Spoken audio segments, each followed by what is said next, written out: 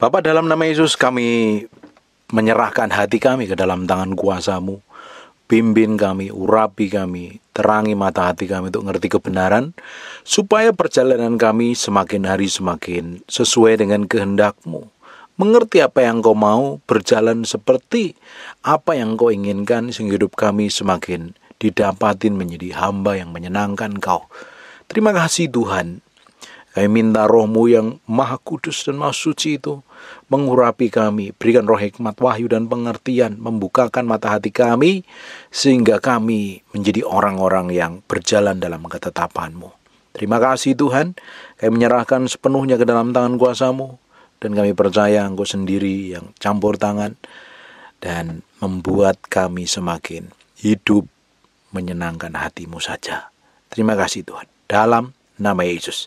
Hari ini kita akan belajar kembali, kita akan belajar tentang bagaimana siasat setan itu untuk menjerat kita, membawa kita untuk jatuh di dalam dosa, menjebak kita begitu rupa. Makanya setiap orang harus ngerti firman, harus belajar firman, harus menghidupin firman, harus. Kalau orang itu tidak menghidupin firman, apa yang terjadi? Seringkali ditipu. Dia punya cara pandang sendiri, punya pola pikir sendiri, punya ide dan gagasannya sendiri. Padahal Alkitab adalah mapnya orang Kristen, patokannya orang Kristen. Bagaimana orang Kristen harus berjalan, harus memutuskan, harus bertindak, harus berpikir, harus melakukan segala sesuatu. Dasarnya itu firman. Hukum dan ketetapannya adalah firman. Makanya banyak orang Kristen yang nggak belajar firman ya, hanya sekedar bergereja tapi nggak ngerti firman. Rajin ibadah, dengerin khotbah di YouTube atau khotbah ibadah di gereja, tapi nggak merenungkan firman, nggak nyelidikin firman, nggak hidupin firman. Apa yang terjadi? Mereka mengambil keputusannya sendiri, memutuskan segala sesuatu semaunya sendiri. Apa yang dipandang benar dikerjakan, tetapi belum tentu. Seperti bangsa Israel ketika kehilangan pemimpin, kehilangan Yosua dan para tua-tua, akhirnya orang Israel hidup menurut kehendaknya sendiri, melakukan apa yang di dalam hatinya, diinginin hatinya dikerjakan. Ujungnya tidak didapatin berkenan di hadapan Tuhan. Kenapa? Kita mesti belajar firman. Firman ini akan membimbing kita. Firman ini akan menerangin kita. Makanya orang Kristen yang ngerti firman akan mudah ditipu oleh roh jahat. Orang Kristen yang gak hidup dalam kebenaran akan mudah disesatkan, mudah jatuh di dalam dosa. Makanya hari ini kita akan belajar apa yang dilakukan oleh iblis. Kita akan lihat di Matius pasal yang keempat, mulai ayat yang pertama. Maka Yesus dibawa oleh roh ke padang gurun untuk dicobain iblis. Berapa banyak kita ini sudah hidup menyerahkan diri di hadapan Tuhan. Hidup mendedikasikan diri di hadapan Tuhan. Hidup benar, mulai jalan sama Tuhan. Mulai komitmen sama Tuhan. Mulai memberikan hati, pikiran, perasaan sama Tuhan. Ternyata perjalanan hidup kita nggak dibawa ke padang rumput yang hijau. Seperti yang dialami oleh Yesus. Yesus dibawa Roh Kudus ke padang gurun. Ternyata di padang gurun apain? Dicobain, diuji. Seperti bangsa Israel setelah keluar dari Mesir, dia dijanjikan untuk menuju tanah perjanjian, ternyata tidak langsung menuju ke tanah perjanjian, harus melewati padang gurun. Di Ulangan pasal yang 8 dijelaskan, di padang gurun itu diizinkan perjalanannya untuk menguji hatinya orang Israel, hidup dalam ketetapan Tuhan, hatinya nempel sama Tuhan, hidup dalam kebenaran apa tidak. Ternyata setelah keluar dari Mesir, Mesir tidak pernah keluar dari hati orang Israel. Ada banyak orang Kristen, sudah ngakunya KTP-nya Kristen, udah rajin ibadah ikut pelayanan, tetapi gaya hidupnya, pola pikirnya, tindakannya, sikapnya masih pakai manusia yang lama, belum mengenakan manusia yang baru. Nggak jauh beda dengan orang yang nggak kenal Tuhan. Nggak jauh beda dengan orang dunia. Sehingga apa hidupnya? Babak belur, dihabisin setan. Kalau kehidupan Bapak Ibu nggak sejalan dengan firman, engkau jalan pakai pikiranmu sendiri, engkau bertindak semaumu sendiri, kata kitab Amsal, orang itu merasa benar dengan cara pandangnya sendiri, dengan pola pikirnya sendiri, padahal belum tentu berkenan di hadapan Tuhan. Makanya hari ini kita mau lihat apa yang dilakukan oleh iblis. Dan ternyata dia nipunya selalu pakai firman. Makanya orang Kristen yang nggak ngerti firman akan ditipu habis-habisan. Makanya kalau hari ini ya, perjalanan hidupmu sedang mengalami masa sulit, dibawa ke padang gurun, mengalami tekanan, mengalami persoalan, mengalami himpitan, mengalami hal yang buruk, mengalami hal yang tidak enak dalam hidupmu, nikmatin, jalanin terus, sebab perjalananmu itu diizinkan Tuhan karena engkau sedang diuji. Benar nggak hatimu nempel sama Tuhan? Nggak perlu ngomel, nggak perlu menggerutu, nggak perlu ngeluh. Jalan sama Tuhan. Kalau Tuhan berjanji menyertai, Dia akan menyertai. Apalagi kalau engkau ngerti firman, engkau tahu bertindak seperti apa, mengambil keputusan seperti apa. Maka Yesus dibawa oleh Roh ke padang gurun untuk dicobain iblis. Dan setelah berpuasa 40 hari dan 40 malam, akhirnya lapar Yesus. Lalu datanglah si pencoba itu dan berkata kepadanya, "Jika engkau anak Allah, perintahkanlah supaya batu ini menjadi roti." Dengerin baik-baik ya. Setelah kita memutuskan, sudah bayar harga, ada berapa banyak orang konseling sama saya, sudah puasa, sudah doa, puasa Musa, puasanya Esther, puasanya Daniel, puasanya orang Niniwe, sudah ke bukit doa, segala macam rumah doa didatangin, sudah ikut doa fajar, doa petang, doa siang, doa malam, udah dikerjakan semuanya, belum mengalami terobosan. Kadang diizinkan masih dalam masa-masa sulit. Engkau sedang diuji kok, nikmatin aja ujianmu. Bentar lagi engkau lulus kalau sikapmu benar, reaksimu benar. Dan ketiga, yang dialami oleh Yesus ketika dia setelah mulai puasa, dia timbul rasa lapar. Dalam kondisi lapar itulah si pencoba itu datang dan ngomong begini, "Jika engkau anak Allah, perintahkanlah supaya batu itu menjadi roti." Udah tahu Yesus anak Allah, masih dipertanyakan kealahannya. Bayangkan, dia kan selalu mencobain untuk menyeret jatuh di dalam dosa itu selalu pakai firman. Coba kita akan lanjutkan lagi. Tetapi Yesus menjawab, "Ada tertulis, manusia hidup bukan dari roti saja, tetapi dari setiap firman yang keluar dari mulut Allah." Kemudian, gak berhenti dari sejak itu ya. Kemudian, iblis membawanya ke kota suci dan menempatkan dia di bubungan bait Allah. Lalu berkata kepadanya, "Jika engkau anak Allah," selalu mempertanyakan kealahan Yesus Kristus. Makanya hari ini kalau ada orang mempertanyakan kealahan Yesus Kristus, dapat dipastikan itu tidak jauh beda dari iblis. "Jatuhkanlah dirimu ke bawah, sebab ada tertulis mengenai engkau, Ia akan memerintahkan malaikat-malaikatnya. Mereka akan menentang engkau di atas tangannya, supaya kakimu jangan terantuk kepada batu." Dan ayat ini dipakai oleh iblis. Dia katakan di Mazmur 91 ayat 11 dan 12, "Sebab malaikat-malaikat akan diperintahkannya kepadamu untuk menjaga engkau di segala jalanmu. Mereka menentang engkau di atas tangannya supaya kakimu jangan terantuk kepada batu." Perhatikan baik-baik. Iblis mencobain pakai firman. Tapi Yesus sendiri adalah firman. Di Yohanes pasal pertama ayat yang pertama. Dan apa yang terjadi? Ayat yang ke-7, Yesus berkata kepadanya, "Ada tertulis, janganlah engkau mencobai Tuhan Allahmu." Yesus selalu lawan semua tipu dayanya iblis pakai firman. Perhatikan di ayat yang ke-8. "Dan iblis membawanya pula ke atas gunung yang sangat tinggi dan memperlihatkan kepadanya semua kerajaan di dunia dan kemegahannya, dan berkata kepadanya, semuanya akan kuberikan kepadamu dan engkau akan sujud menyembah aku. Maka kata Yesus kepadanya, enyalah iblis, sebab ada tertulis engkau harus menyembah Tuhan Allahmu dan hanya kepada Dia saja engkau akan berbakti." Yesus melawan tipu daya setan selalu pakai firman. Perhatikan, setelah iblis dikalahkan dan Yesus mengalami kemenangan, perhatikan di ayat yang 11, "Lalu iblis meninggalkan dia, dan lihatlah malaikat-malaikat datang melayani dia." Di ayat yang lain, di kitab yang lain kita akan lihat di Lukas pasal yang keempat, di ayat yang ke-13, "Sesudah iblis mengakhiri semua pencobaan itu, ia mundur daripadanya dan menunggu waktu yang baik." Nunggu waktu yang baik untuk mencobain lagi. Bapak Ibu bisa bayangkan, Yesus sendiri mengalami pencobaan. Apalagi kita yang masih hidup pakai daging ini, yang belum sempurna ini. Kita ini lagi dalam proses disempurnakan. Kalau hidupmu nggak ngerti firman, engkau akan babak belur. Engkau akan ruwet hidupmu, tambah ruwet, tambah kacau. Nggak peduli dengan Tuhan, nggak cintakan Tuhan. Jalan seenak perutmu sendiri. Jalan semaumu sendiri. Dengerin baik-baik. Orang Kristen harus ngerti firman. Harus ngerti pakai firmannya itu seperti apa.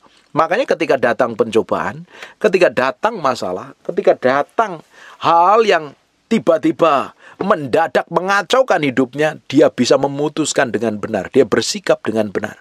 Dia bisa bertindak sesuai dengan kebenaran firman Tuhan. Bapak Ibu, kalau kau nggak ngerti firman, hidupmu tambah ruwet, hidupmu tambah kacau, hidupmu tambah babak belur.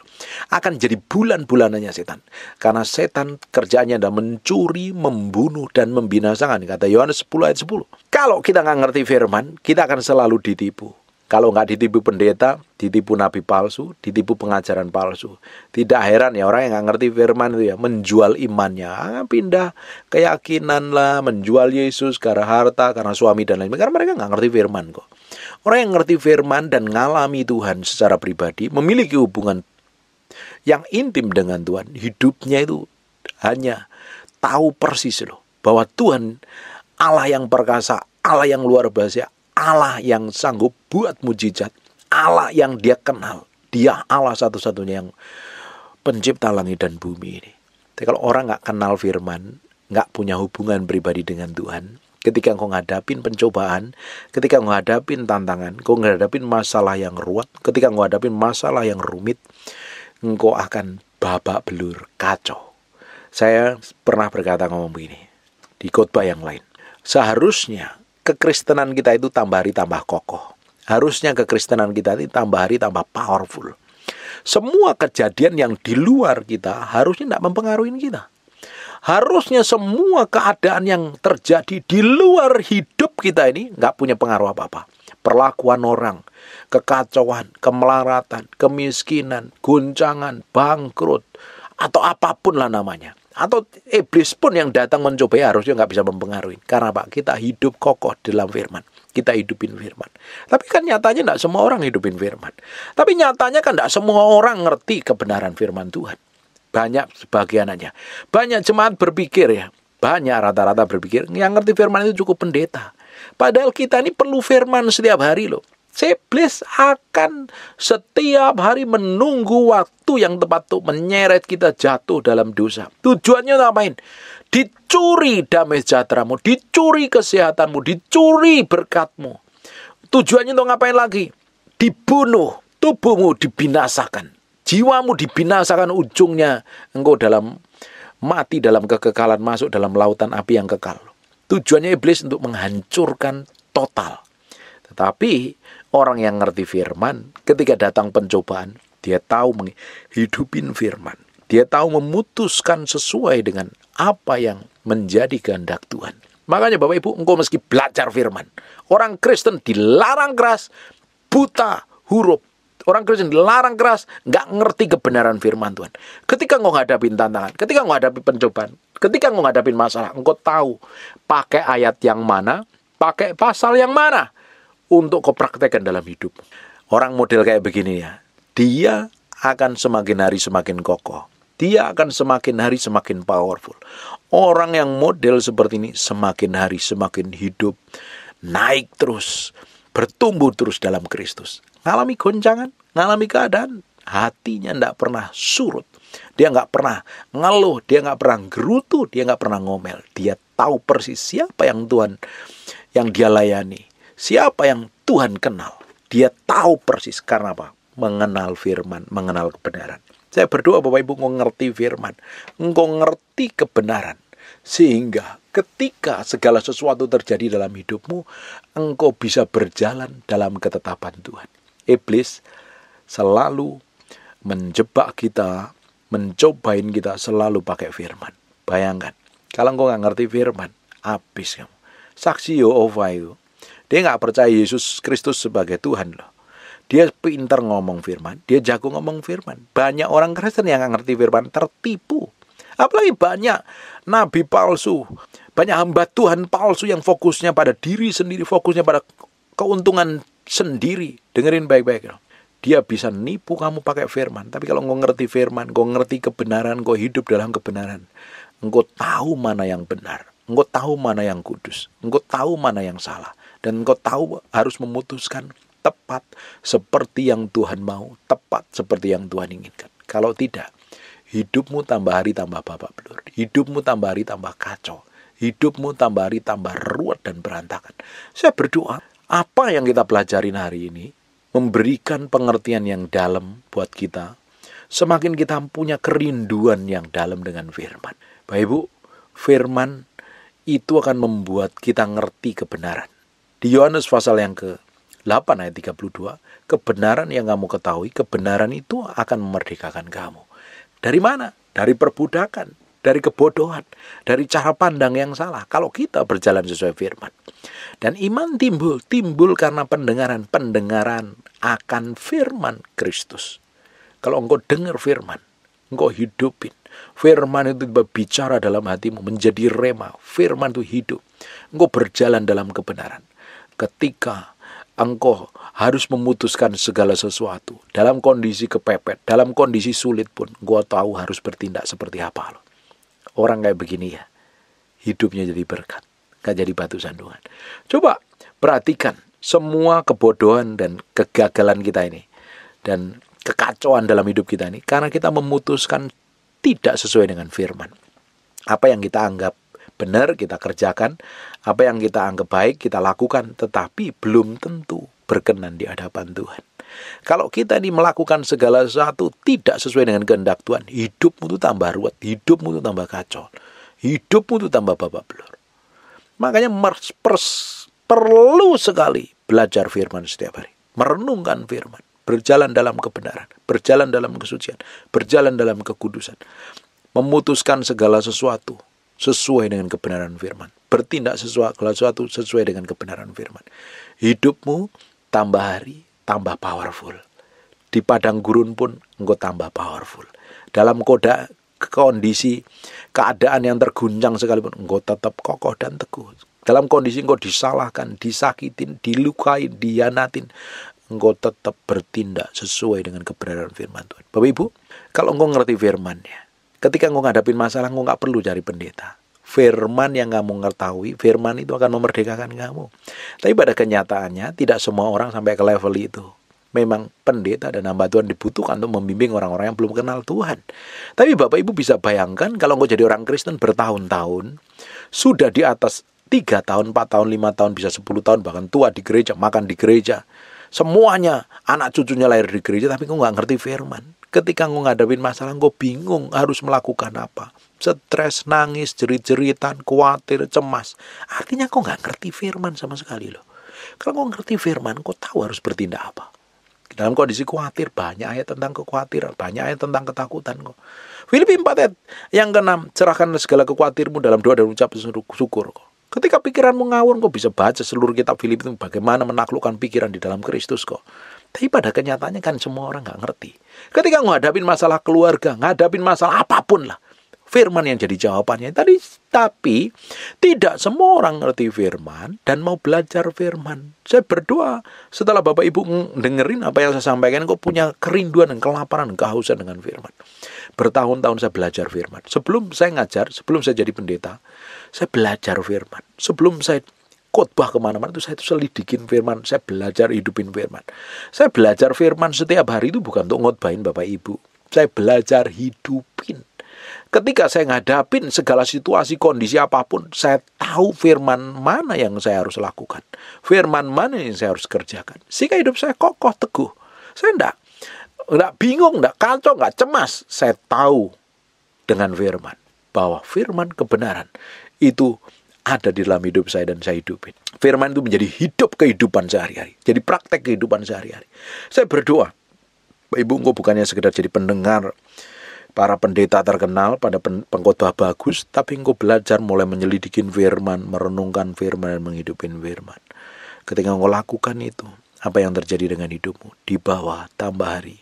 Hidup dalam level yang berbeda. Hidup dalam kemenangan demi kemenangan. Engkau akan menikmati anugerah dan kemurahan Tuhan. Perjalanan kekristenanmu bukannya sekedar bisa dengerin khotbah, tapi engkau menghidupin firman dan hidupmu jadi berkat bagi banyak orang. Jadi kesaksian. Ketika engkau hadapin masalah-masalah yang rumit, engkau bisa menyelesaikannya dengan baik. Engkau tidak tergoncangan. Bahkan hidupmu jadi berkat bagi orang yang bermasalah. Karena apa? Kau ngerti kebenaran. Firman yang kamu ketahui, firman itu akan memerdekakan kamu. Kebenaran yang kamu ketahui, kebenaran itu akan memerdekakan kamu. Selidikin kebenaran, dengerin. Bapak Ibu, kalau engkau baca firman susah, dengerin pengajaran hamba-hamba Tuhan yang bagus. Itu banyak sekali. Fokus, dengerin, renungkan, dan lakukan. Tidak hanya cukup mendengarkan. Karena banyak orang tuh dengerin khotbah saya bertahun-tahun. Sejak dari tahun 2020 sampai sekarang dengerin khotbah, tapi hidupnya babak belur tuh ada. Makanya saya berdoa, engkau bukannya sekedar mendengarkan apa yang saya sampaikan, tapi engkau menghidupin apa yang saya sampaikan. Sehingga hidupmu tuh berkemenangan dalam segala situasi dan kondisi. Engkau tetap powerful dalam kondisi apapun. Hidupmu tambah hari, tak menjadi berkat bagi banyak orang. Amin. Dalam segala situasi, engkau tahu harus bertindak seperti apa. Bayangkan, Bapak Ibu, kalau engkau lakukan ini setiap hari, hidupmu akan semakin didapatin menyenangkan hati Tuhan. Hidup yang menyenangkan hati Tuhan. Bapak Ibu, saya ini sudah belajar firman, saya sudah belajar hidup hati-hati. Seringkali terpeleset loh. Pernah dihianatin, pernah ditipu. Tapi respon saya selalu respon yang benar. Saya ya sekali punya respon salah, nggak selalu benar juga. Karena saya lagi disempurnakan kan. Kalau benar semua kan udah sempurna seperti Yesus, ya masih banyak yang salah. Tapi sudah jauh lebih baik. Semakin saya ngerti firman, semakin saya bisa mengendalikan diri, semakin saya bisa menguasai diri. Semakin saya tahu harus bertindak apa, saya harus melakukan apa. Saya lebih bisa bertindak sesuai dengan apa yang Tuhan mau. Kalau Bapak Ibu lakukan ini, hidupmu akan dibawa ke dalam level yang berbeda. Setiap hari perjalananmu berjalan dari kemuliaan satu pada kemuliaan yang lain. Dari iman satu pada iman yang lain. Dari faith to faith. Di Korintus dijelaskan, perjalanan kekristenan yang normal dan sejati ikut Tuhan adalah from faith to faith. Dari iman satu pada iman yang lain. Dari glory kepada glory. From glory to glory. Dari kemuliaan satu pada kemuliaan yang lain. Bayangkan apa yang terjadi dengan hidupmu. Jadi berkat bagi banyak orang. Kemana engkau pergi, kemana engkau ditempatkan, kemana engkau ketemu dengan siapapun orangnya, orang itu akan menikmatin Tuhan melalui hidupmu. Dan itu yang Tuhan mau. Bapak bisa bayangkan, kemana engkau pergi mencerminkan kemuliaan Tuhan. Kemana engkau pergi, orang melihat karakter Kristus melalui hidupmu. Dan orang banyak diubah karena dijamah Tuhan. Saya berdoa, apa yang kita pelajarin ini benar-benar jadi kehidupan buat kita. Amin. Tutup matamu, tutup Alkitabmu. Kita berdoa. Bapak, terima kasih buat firman-Mu. Kami materaikan dengan darah anak domba, firman yang nempel dalam hati kami. Berhari-hari, berminggu-minggu, berbulan-bulan menjadi kehidupan Tuhan. Berkati setiap orang rajin mendengar firman yang mau sampaikan. Berkati pekerjaan bisnis, usaha pelayanan, apapun yang dikerjakan, Tuhan bikin berhasil. Hamba-Mu berdoa untuk orang sakit dan mengalami kelemahan tubuh oleh bilur Yesus, oleh darah Yesus. Jadilah engkau sehat, jadilah engkau tahir, jadilah engkau sembuh. Jadi seperti aku doakan dan katakan. Dalam nama Yesus, biar anugerah dan kemurahan Tuhan saja yang mengalir. Dalam nama Yesus. Haleluya. Amin. And God bless you. Percuma kalau kita datang ibadah ini, kalau Bapak Ibu nggak terima sesuatu. Bapak Ibu akan terima sesuatu ketika roh Tuhan mengurapimu. Engkau pulang jadi orang yang diurapin Tuhan. Bangkit beri sama-sama.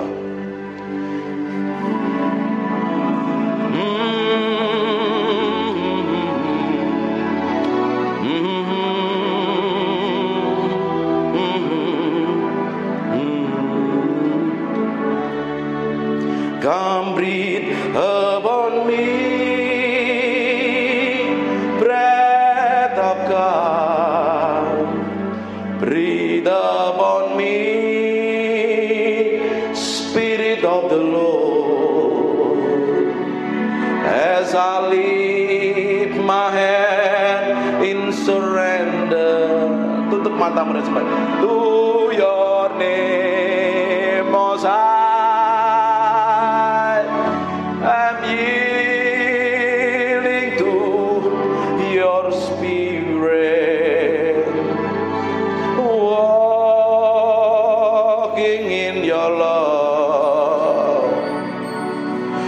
Jesus, I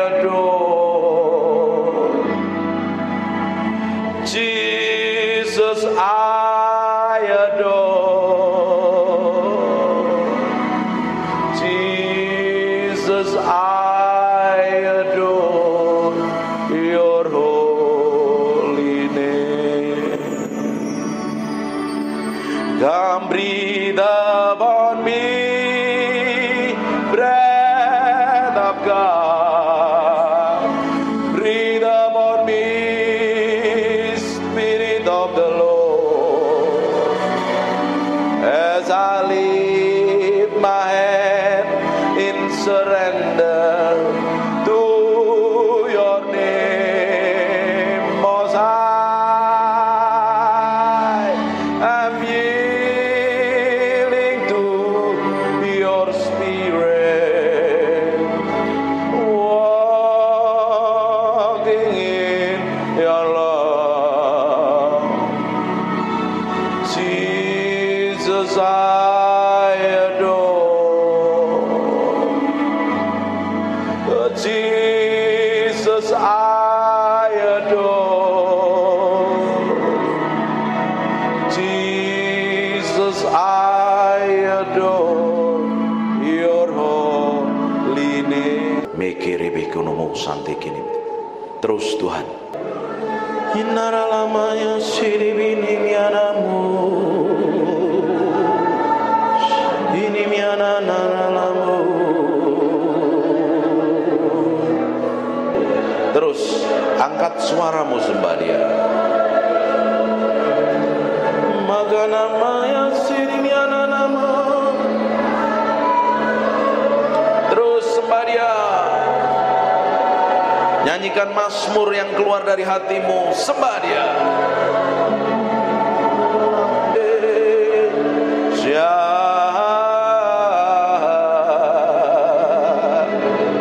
Ini mianaramu.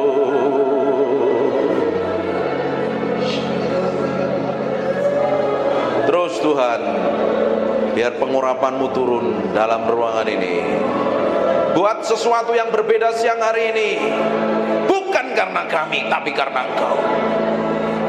Hadirat-Mu memenuhi orang yang haus dan lapar akan Engkau. Urapan-Mu sedang turun dalam ruangan ini. Terus semakin kuat. We thank you, we praise you, we adore you. We thank you, we praise you, we adore you. Terima kasih siang hari ini.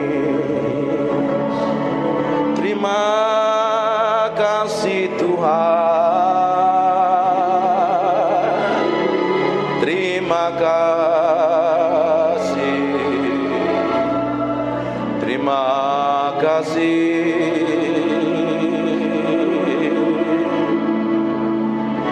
Di dalam hadirat-Mu kami diupahkan mengenal Engkau.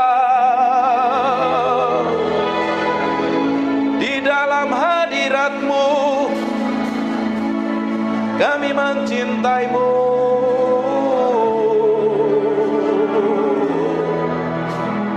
Mencintaimu, Roh Kudus. Roh Kudus.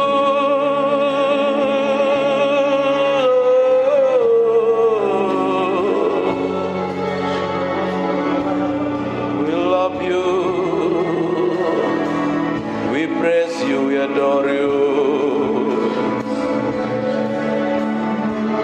Tetap tinggal di dalam hadirat-Mu,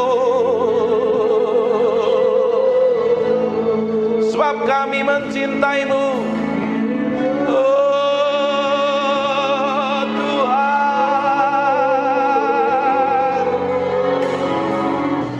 Tuhan,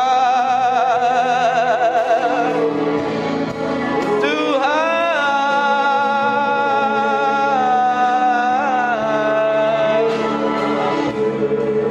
Naralamo senemede mianaramo. Ikiri mianananamo se. Ikiri miananamo so.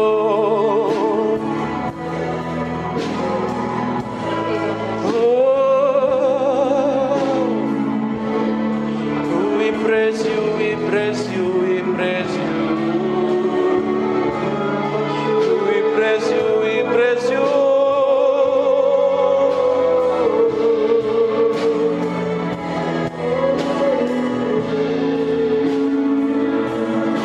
berlama-lama dalam hadirat-Mu, menikmati kuasa-Mu Tuhan. Tuhan,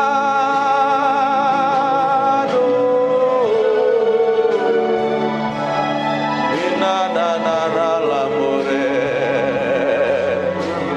ikinemiananaranamus. Terima kasih Tuhan. Biar roh hikmat wahyu turun di antara kami, menyingkapkan pribadi-Mu yang ajaib, sehingga kami mengerti kehendak-Mu, berjalan dalam pusat hati-Mu, oh Tuhan.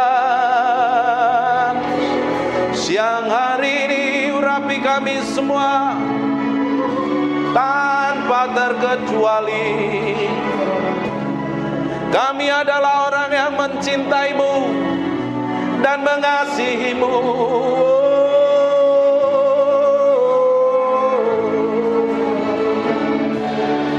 Haleluya, haleluya, haleluya. Terima kasih. Yang merasakan hadirat Tuhan kasih tepuk tangan yang meriah. Hanya untuk Raja yang mulia. Haleluya. Amin. Silakan duduk dalam hadirat Tuhan. Tutup matamu, disembah Tuhan. Aku impartasikan apa yang aku punya yang datangnya daripadamu itu. Dalam nama Yesus. Aku impartasikan urapan itu. Kerinduan, kelaparan, haus akan pribadi-Mu sendiri. Setiap orang yang siang hari ini memberi hatinya, Tuhan jamah, Tuhan jamah, Tuhan jamah, Tuhan jamah, Tuhan jamah, Tuhan jamah, Tuhan jamah. Tuhan perlengkapi orang-orang ini dengan pengurapan secara ilahi dalam nama Yesus. In Jesus name. In Jesus name. In Jesus name. Tuhan pakai orang-orang ini menjadi hamba-hamba Tuhan yang memberi dampak secara ilahi dalam nama Yesus. Dalam nama Yesus. Then sing my soul, my Savior God to thee. Aku berdoa setiap orang dalam ruang ini diberkati Tuhan tanpa terkecuali. Setiap orang hamba-hamba-Mu ini diberkati Tuhan, pulang membawa berkat ilahi. Hamba berdoa apa saja yang dikerjakan tangannya Tuhan bikin berhasil. Pelayannya tambah hari tambah naik terus, tambah diurapin terus. Dikirim jemaat baru dari barat, timur, utara, selatan. Dibikin sukses dan berhasil. Dan sampai garis akhir kami semua didapati menjadi orang yang berkenan di hadapan Tuhan. Terima kasih Tuhan tanpa terkecuali. Anugerah-Mu, kemurahan-Mu melimpah-limpah untuk orang yang Kau kasih ini, orang yang setia melayani ini, dalam nama Tuhan Yesus Kristus. Terima kasih Tuhan. Terima kasih. Aku berdoa biar anugerah dan kemurahan-Mu melimpah-limpah dalam nama Tuhan Yesus. Pulang bawa berkat ini dan anugerah kemelimpah-Mu melimpah-limpah. Semua yang diberkati Tuhan katakan amin. God bless you.